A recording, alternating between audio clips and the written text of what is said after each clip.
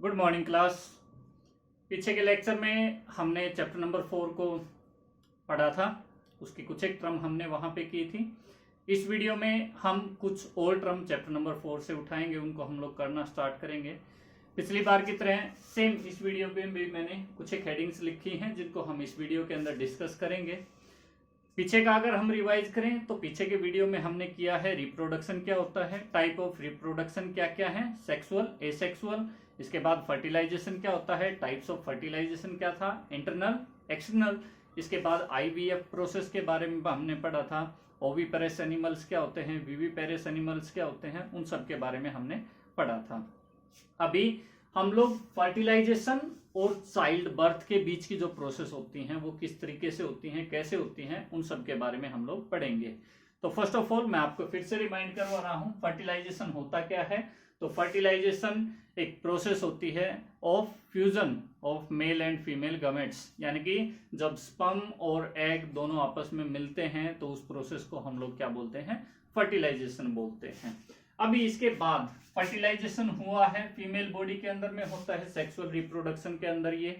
तो female body में जब फर्टिलाइजेशन होता है तो उसके बाद क्या होता है, तो वहां पे सेल फॉर्म होती है जिसको हम लोग क्या बोलते हैं, जाइगोट। एक सेल फॉर्मेशन टेक प्लेस करती है जिसको हम लोग क्या बोलते हैं, जाइगोट। ये जो फर्टिलाइजेशन प्रोसेस है इसके ऊपर कई बार एक क्वेश्चन पूछ लिया जाता है कि फर्टिलाइजेशन प्रोसेस कहाँ पे टेक प्लेस करती है। तो फर्टिलाइजेशन प्रोसेस जो होती है वो आपकी फेलोपियन ट्यूब के अंदर टेक प्लेस करती है। इसके अंदर करती है, फेलोपियन ट्यूब के अंदर। और फेलोपियन ट्यूब का दूसरा नाम क्या है, तो फेलोपियन ट्यूब का दूसरा नाम है ओविडक्ट। ये हो गया। फर्टिलाइजेशन के बाद जाइगोट बनता है। तो जाइगोट बन गया, जाइगोट के बाद क्या कुछ और फॉर्मेशन नहीं होगी।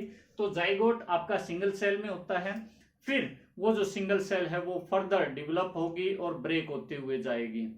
डिफरेंट सेल्स आपकी प्रिपेयर होना स्टार्ट करेंगी, फिर डिफरेंट सेल्स जो है वो मिलके टिश्यूज बनाती हैं।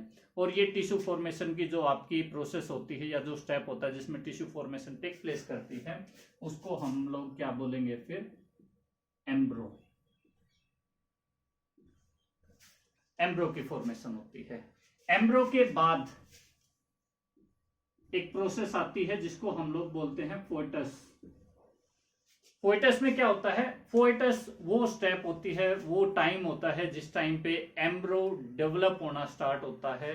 और जो एम्ब्रो है उसमें ह्यूमन रिजेम्बलेंस जो वो आना स्टार्ट हो जाती है। मीन्स जैसे legs, hands, head, eyes, nose, ये जो सारी चीजें हैं जो ह्यूमन के होते हैं वो सारी डेवलप होना स्टार्ट हो जाती हैं। उस स्टेज को हम लोग क्या बोलते हैं, फोएटस बोलते हैं। तो इस तरीके से आपकी ये प्रोसेस होती है। और ये जो कंप्लीट प्रोसेस होती है मींस इनिशियल स्टेज से, इसके बाद फोएटस के बाद में आपका क्या होता है, चाइल्ड बर्थ होता है, बच्चे का जन्म होता है। फिर ये हम यहाँ पे बात कर रहे हैं में जो ह्यूमन होते हैं उनके रिप्रोडक्टिव सिस्टम के बारे में। सबसे पहला फर्टिलाइजेशन प्रोसेस हुई फीमेल बॉडी के अंदर में होगी, जाइगोट बनेगा। फर्टिलाइजेशन के बाद जाइगोट सेल्स डिवाइड होंगी, टिश्यू फॉर्मेशन जहां होना स्टार्ट हो जाती है उसको हम लोग एम्ब्रो बोलते हैं।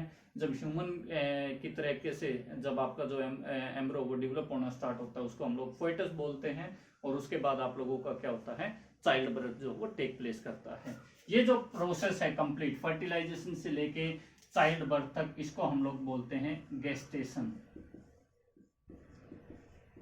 गेस्टेशन प्रोसेस होती है, ठीक है। इसको हम लोग एक तरीके से ये भी बोलते हैं the period between conception. Conception क्या होता है, तो कंसेप्शन में दो प्रोसेस आप लोग एक साथ ले सकते हो।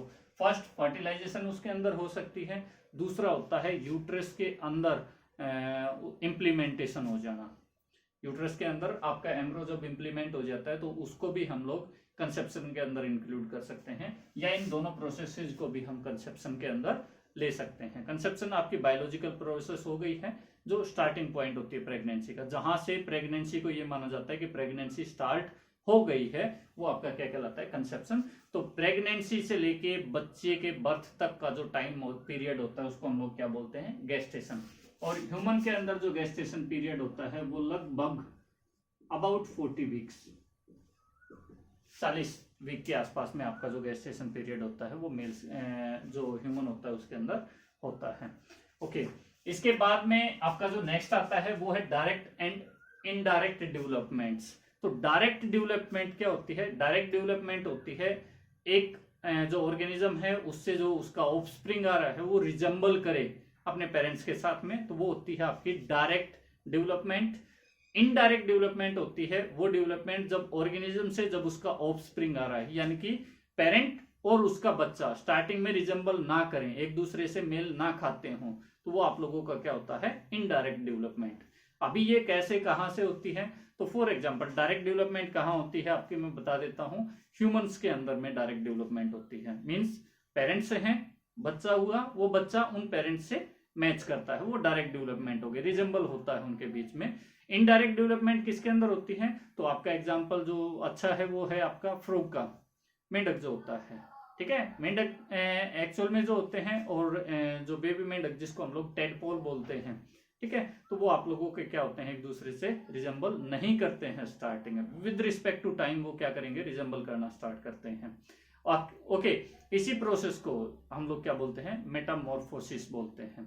मेटामॉर्फोसिस में क्या होता है? मेटामॉर्फोसिस जो प्रोसेस होती है उसमें मतलब एक जो न्यू मतलब एनिमल होता है या न्यू ऑर्गेनिज्म जो है, जो अभी पैदा हुआ है, उसका अडल्ट बनना।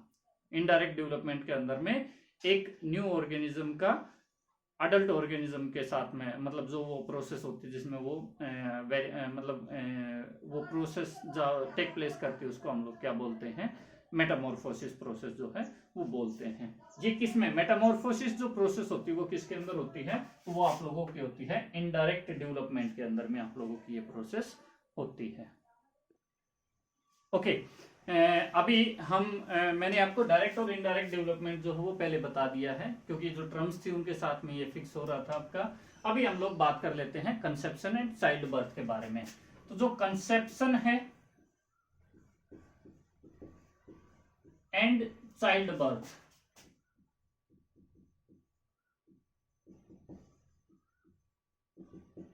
ये जो होता है ये फीमेल जो रिप्रोडक्टिव सिस्टम होता है उसके अंदर ये जो प्रोसेस हैं ये कुछ एक स्टेप्स के थ्रू में होती हैं, जिन स्टेप्स को हम लोग यहाँ पे मैं अभी उनको लिखूंगा और उसके बाद में हम लोग उनको क्या करेंगे? एक्सप्लेन करेंगे। ओके, इसके अंदर जो फर्स्ट स्टेप आता है उसके अंदर क्या होगा कि जो फीमेल बॉडी है उसमें ओवेरीज होती हैं जो फीमेल गमेट्स को फॉर्म करती हैं। तो एवरी मंथ प्रत्येक मंथ में एक एग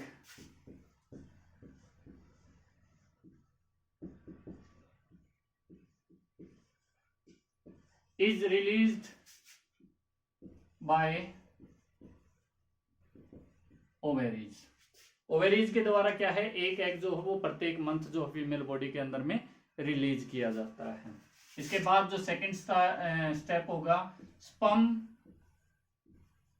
प्लस एग या ओवा जिसको हम लोग बोलते हैं, ये फर्टिलाइजेशन प्रोसेस जो है यहाँ पे टेक प्लेस करेगी।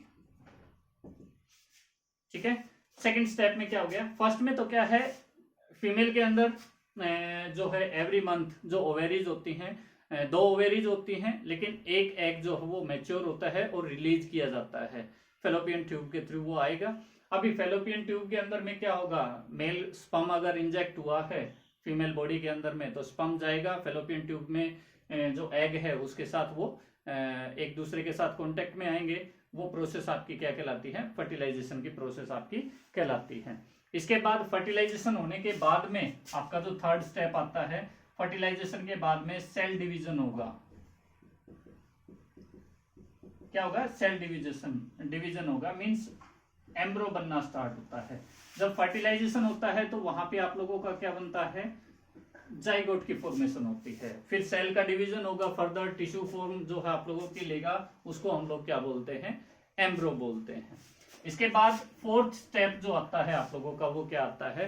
तो फोर्थ स्टेप जो आपका है वो है, इसमें क्या होगा?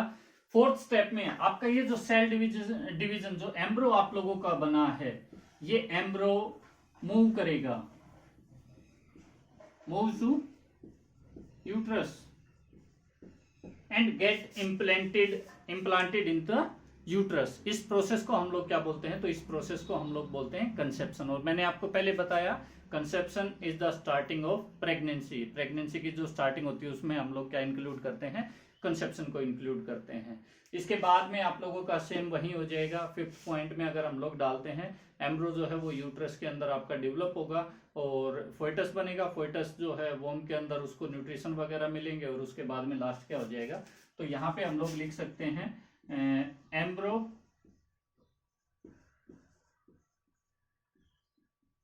develops into uterus and baby birth।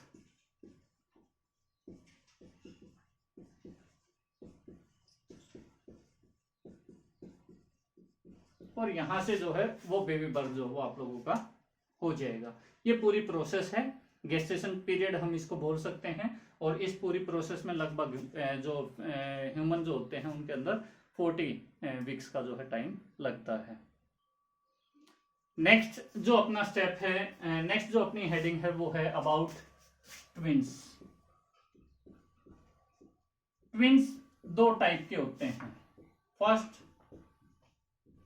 Identical, second non identical.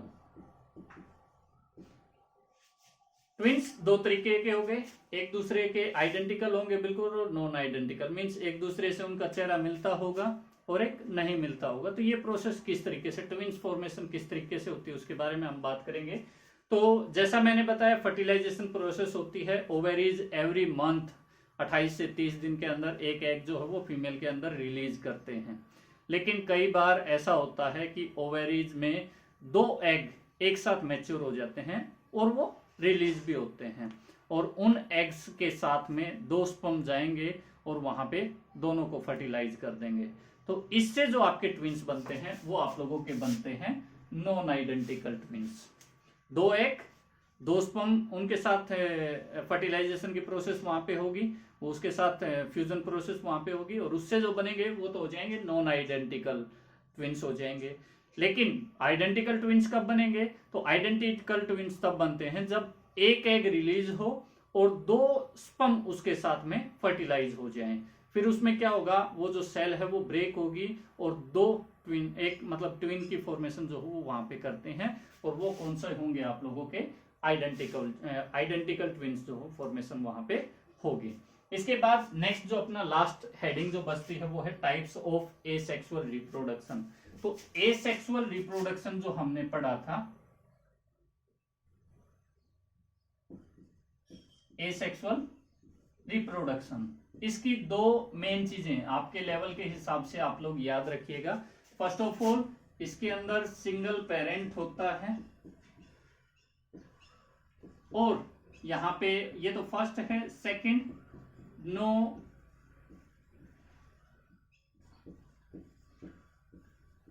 गमेट formation, means कोई गमेट्स भी यहां पे फॉर्म नहीं होते हैं। ये एसेक्सुअल रिप्रोडक्शन के रिगार्डिंग में 2 पॉइंट्स हैं। अभी जो है एसेक्सुअल रिप्रोडक्शन के टाइप्स आते हैं उनमें है आपका बर्डिंग, और दूसरा है यहां पे बाइनरी फिजन,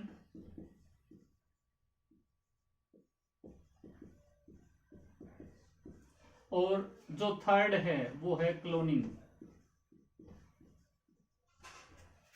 अभी बडिंग क्या होता है? तो बडिंग ये आपको ज्यादातर उन मल्टीसेलुलर ऑर्गेनिजम्स के अंदर आपको देखने को मिलेगा जो ज्यादातर सिंपल स्ट्रक्चर कंटेन करते हैं। जैसे आप लोगों का आता है हाइड्रा, हाइड्रा के अंदर आपको ये देखने को मिलेगा। अब इनमें होगा क्या, ये जो हाइड्रा होता है इसके बॉडी के ऊपर, यानी कि हम लोग बोल सकते हैं कि जो पेरेंट जो हाइड्रा होगा उसकी बॉडी के ऊपर एक बड उगना स्टार्ट होगा। हाइड्रा का अगर मैं स्ट्रक्चर आपको बनाऊं तो कुछ इस तरीके से बनेगा।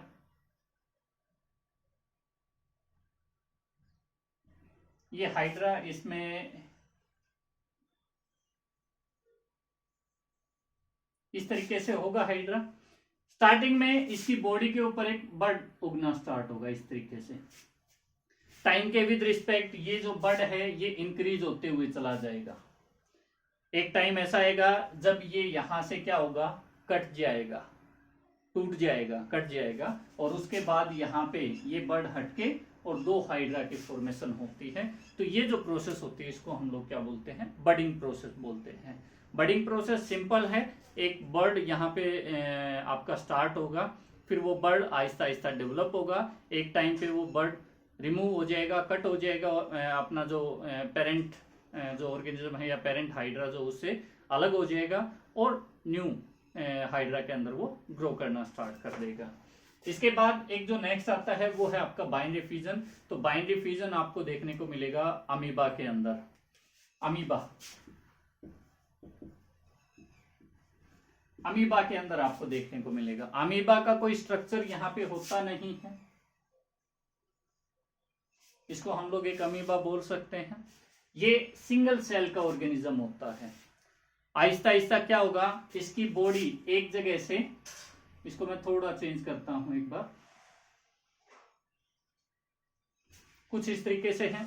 आहिस्ता आहिस्ता इसकी बॉडी क्या होगी, एक जगह से नजदीक आना शुरू हो जाएगी। फॉर एग्जांपल ये जो साइड है ये कुछ इस तरीके से फैल जाएगी, सेम नीचे वाली साइड में होगा, ये साइड इस तरीके से फैल जाएगी। ठीक है, ये जो अंदर जो सेल है ये भी ब्रेक होगी और ब्रेक होके ये दो हिस्सों के अंदर टूट जाएगी। एक सेल थी, दो हिस्सों के अंदर टूट गई। उसके बाद में क्या होगा, ये जो बॉडी है यहां से टूट जाएगी और उसके बाद एक अमीबा ये और एक अमीबा ये, इस तरीके से दो अमीबा यहाँ पे फॉर्म हो जाते हैं। ये एक सिंगल सेल दो में ब्रेक हुई है, दो डॉटर सेल में ब्रेक हुई है और दो डॉटर सेल फिर न्यू अमीबा के अंदर कन्वर्ट हो जाती हैं। जबकि इसमें क्या होता है, बॉडी का एक पार्ट जो है वो ब्रेक होता है, वो अलग हो जाता है और फिर न्यू हाइड्रा के अंदर कन्वर्ट होने का काम करता है। इसके बाद आती है क्लोनिंग। क्लोनिंग सबसे पहले 1996 के अंदर स्कॉटलैंड के अंदर की गई थी और सबसे पहले शिप की क्लोनिंग हुई थी जिसको डॉली नाम दिया गया था। ठीक है, क्लोनिंग के अंदर क्या होता है, किसी एक सेल से किसी भी ऑर्गेनिज्म की या तो सेल डेवलप कर सकते हैं, उस ऑर्गेनिज्म का कोई पार्ट डेवलप कर सकते हैं, या कंप्लीट जो ऑर्गेनिज्म होता है वो हम लोग बना सकते हैं। वो जो प्रोसेस होती है उसको हम लोग क्या बोलते हैं, क्लोनिंग बोलते हैं।